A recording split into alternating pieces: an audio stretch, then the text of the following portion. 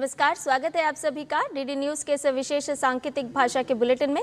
आपके साथ मैं हूं संध्या शर्मा और मेरे साथ है मेरी सहयोगी दीपाली। आइए बुलेटिन की शुरुआत करें हेडलाइंस के साथ। राजधानी दिल्ली में आज से 2 दिवसीय राष्ट्रीय सुरक्षा रणनीति सम्मेलन, गृह और सहकारिता मंत्री अमित शाह होंगे सम्मेलन में सम्मिलित।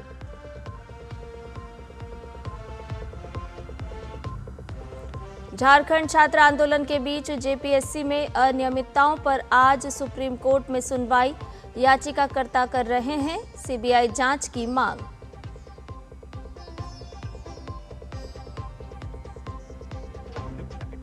एक देश एक चुनाव के लिए गठित संयुक्त संसदीय समिति की बैठक आज, संसद भवन एनेक्सी में होगा मंथन।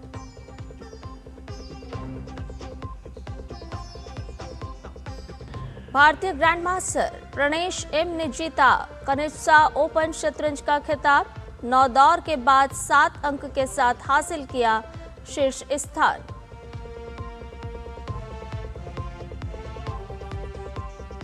और गिनी की राजधानी में हुए लैंडफिल पर भूस्खलन में 30 लोगों की मौत, रात भर हुई भारी बारिश बनी जानलेवा।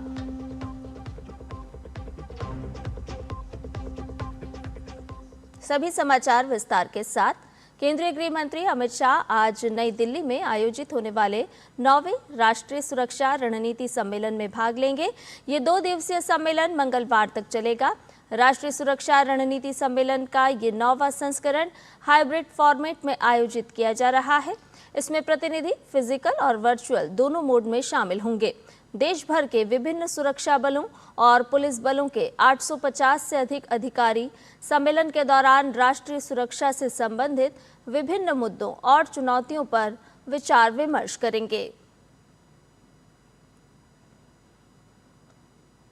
एक राष्ट्र एक चुनाव को लेकर गठित संयुक्त संसदीय समिति की अहम बैठक आज संसद भवन एनेक्सी में होगी। बैठक की अध्यक्षता समिति के अध्यक्ष पीपी चौधरी करेंगे। बैठक में संविधान के 129वें संशोधन विधेयक 2024 और केंद्र शासित प्रदेश कानून संशोधन विधेयक 2024 से जुड़े मुद्दों पर विभिन्न पक्षों और विशेषज्ञों के विचार सुने जाएंगे। बैठक की शुरुआत सुबह 11 बजे पूर्व केंद्रीय मंत्री और राज्यसभा सांसद पी चिदम्बरम के साथ संवाद से होगी। इसके बाद समिति के सदस्य दिल्ली के पद्म पुरस्कार विजेताओं के साथ चर्चा करेंगे और दोपहर में nation first policy research centre और विधि सेंटर फॉर लीगल पॉलिसी के प्रतिनिधियों से भी समिति विचार विमर्श करेगी। गौरतलब है कि समिति एक राष्ट्र एक चुनाव के प्रस्ताव के संवैधानिक और कानूनी पहलुओं पर विभिन्न राजनीतिक दलों और विशेषज्ञों से लगातार सुझाव ले रही है। उत्तर प्रदेश में विधानसभा चुनाव 2027 की तैयारियां चुनाव आयोग ने तेज कर दी है। मुख्य निर्वाचन आयुक्त ज्ञानेश कुमार के नेतृत्व में एक प्रतिनिधिमंडल आज से प्रदेश के 2 दिवसीय दौरे पर रहेगा। इस दौरान चुनावी प्रक्रिया को जमीनी स्तर पर मजबूत करने, युवाओं और भावी मतदाताओं को चुनाव प्रणाली से जोड़ने और चुनावी साक्षरता बढ़ाने पर जोर रहेगा। प्रतिनिधिमंडल बूथ लेवल अधिकारियों से भी संवाद करेगा। इस प्रतिनिधिमंडल में senior deputy election commissioner Manish Garg, director general media Ashish Goyal, director general IT doctor Seema Khanna समेत आयोग के वरिष्ठ अधिकारी शामिल होंगे। दौरे की शुरुआत आज लखनऊ के कॉलविन तालुकेदास कॉलेज के छात्रों के साथ संवाद कार्यक्रम से होगी।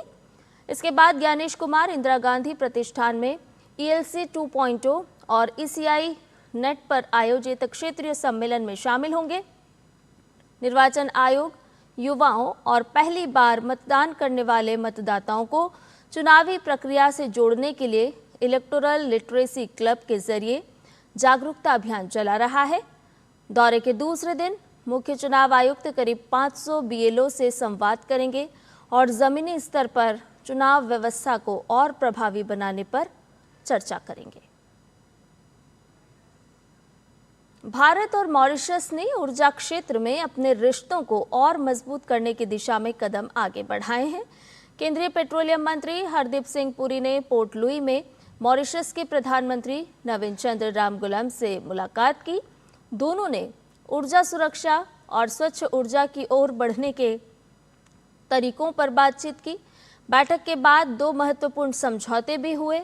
इन समझौतों में पहला समझौता सरकार से सरकार स्तर पर तेल गैस सहयोग के लिए एमओयू का रहा।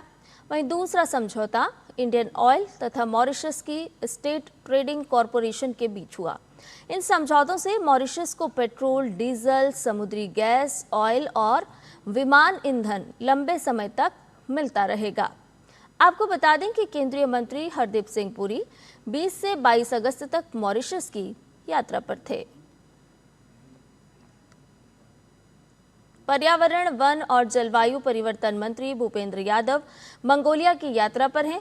वो रविवार को मंगोलिया की राजधानी उलानबटार पहुंचे। भूपेंद्र यादव यूएनसीसीडी की 17वीं कॉन्फ्रेंस ऑफ पार्टीज यानी COP17 में हिस्सा लेंगे। केंद्रीय मंत्री ने इस बात की जानकारी साझा करते हुए सोशल मीडिया पर लिखा कि वो अगले कुछ दिनों में विभिन्न बैठकों और मंचों पर भारत का पक्ष रखेंगे। इस कॉन्फ्रेंस के मुख्य मुद्दे जमीन को खराब होने से बचाना और पर्यावरण को दोबारा स्वस्थ बनाना रहेगा। मंगोलिया में भारत के राजदूत अतुल बलहारी गोत्सर्वे और मंगोलिया के राष्ट्रपति के विदेश नीति सलाहकार ई ओडब्यार ने हवाई अड्डे पर उनका स्वागत किया। आपको बता दें कि COP17 का आयोजन 17 से 28 अगस्त तक उलानबटार में हो रहा है। झारखंड में भर्ती परीक्षाओं में कथित गड़बड़ी का मामला अब सुप्रीम कोर्ट पहुंच गया है। झारखंड संयुक्त सिविल सेवा प्रारंभिक परीक्षा में कथित धांधली की जांच CBI से कराने की मांग को लेकर दायर याचिका पर आज सुप्रीम कोर्ट में सुनवाई होगी। मामले की सुनवाई प्रधान न्यायाधीश सूर्यकांत, न्यायमूर्ति जयमाल्या बागची और न्यायमूर्ति V मोहना की पीठ के समक्ष होने की संभावना है। ये जनहित याचिका कार्यकर्ता हरिशरण देवगढ़ ने अधिवक्ता सत्यम सिंह राजपूत के माध्यम से दायर की है।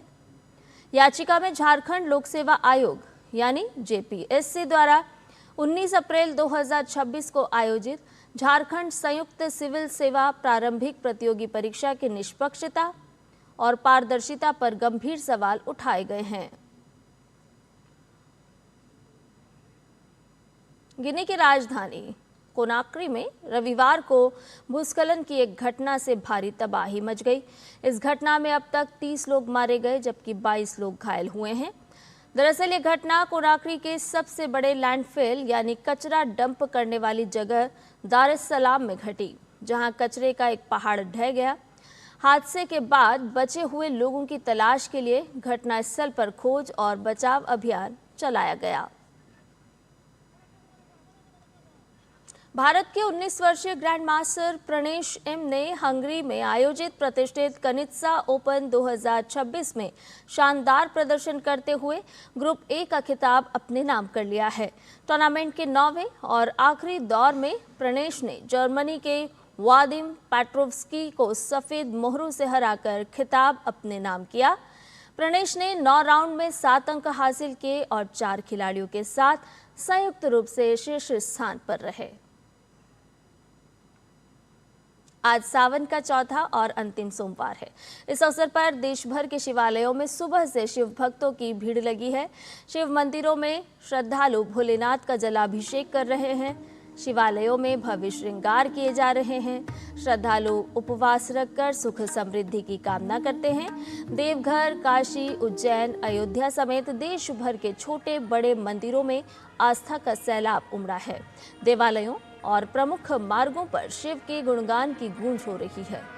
प्रमुख शहरों में प्रशासन ने यातायात व्यवस्था को सुचारू बनाए रखने और शिव भक्तों की भीड़ को नियंत्रित करने के लिए विशेष व्यवस्था की है।